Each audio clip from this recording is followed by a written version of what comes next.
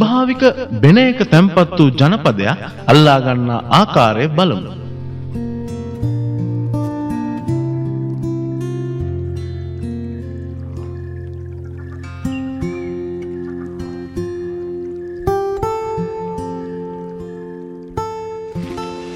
දැන් මේ තියෙන්නේ ස්වභාවිකව තැන්පත් වෙච්ච මීමැසි ජනපදයක්.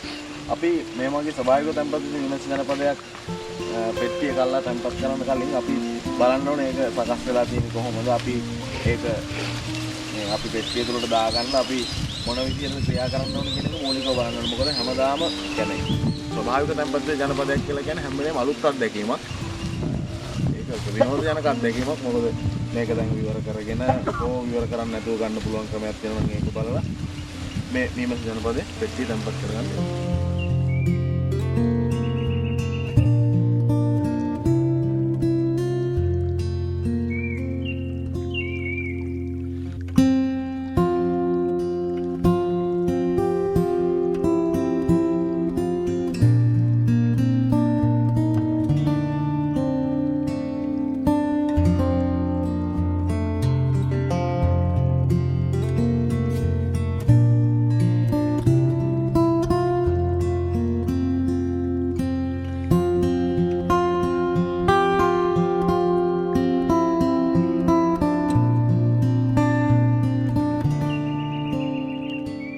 මේකේ පිලව් සහිත වදයක්.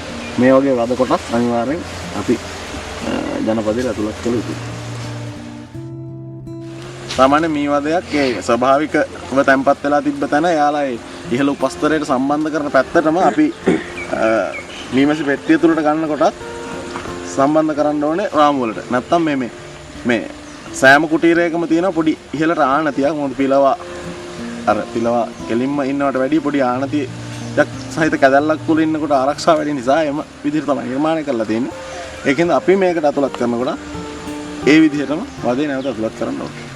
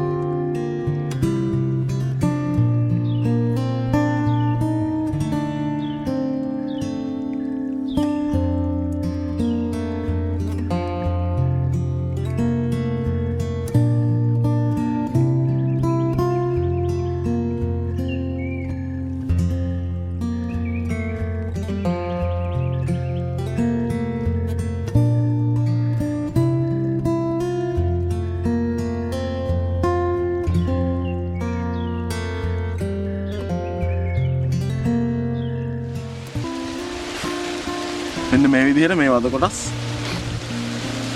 මේ රාමුවට සම්බන්ධ කරලා මේ පෙට්ටියට තුල් කරගන්න.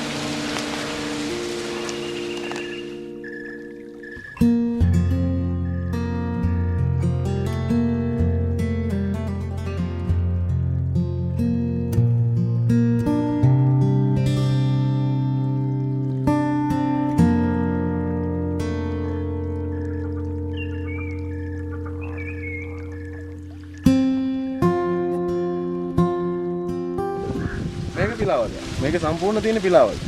තාම මේ පැණි සම්බන්ධයෙන් හිතලා නැහැ.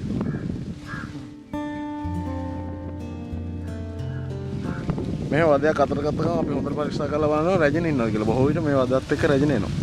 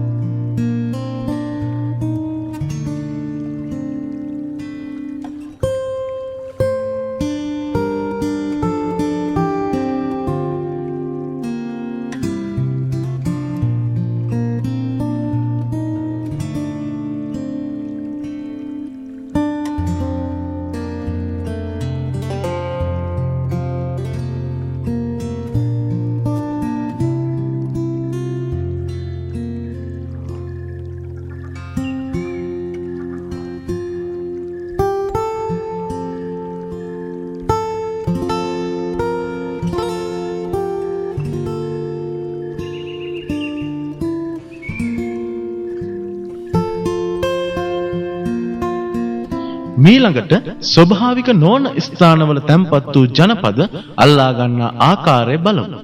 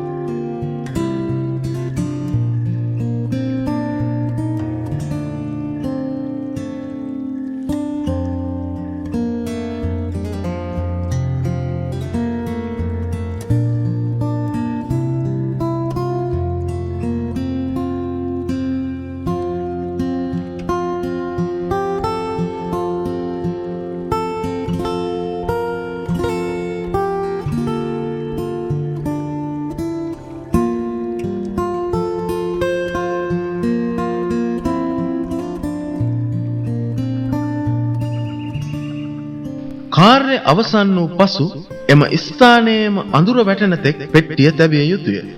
ඊට හේතු වන්නේ පැණි පරාග රැගෙන ඒමට ගිය වැඩකාර මැස්සියන් නැවත පැමිණෙන තුරු තැබීමයි.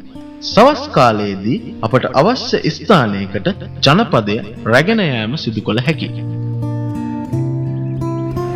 අපි මීමැසි පෙට්ටිය ප්‍රවාහනය කරනකොට මේ විදිහට ගේට්ටු තාඩුව සම්පූර්ණ ඉස්සරහ ආවරණය වෙන විදිහට වහලා බොහොම පරිස්සමෙන් රාත්‍රී කාලේ තමයි මීමැසි පෙට්ටිය තහඩුව අනිත් පැත්ත දාන්න ඕනේ. ගේට්ටු තාඩුව රැජින කපලා අනිත් පැත්තට දාමම කිසිම මැස්සෙකුට එළියට යන්න බෑ. ඒ විදිහට තමයි මීමැසි පෙට්ටිය ප්‍රවාහනය කරන්නේ. මේ විදිහට තදින් කට බැඳලා රාත්‍රී කාලේදී තමයි මීමැසි ජනපදය ප්‍රවාහනය කිරීම සිදු කරන්නේ.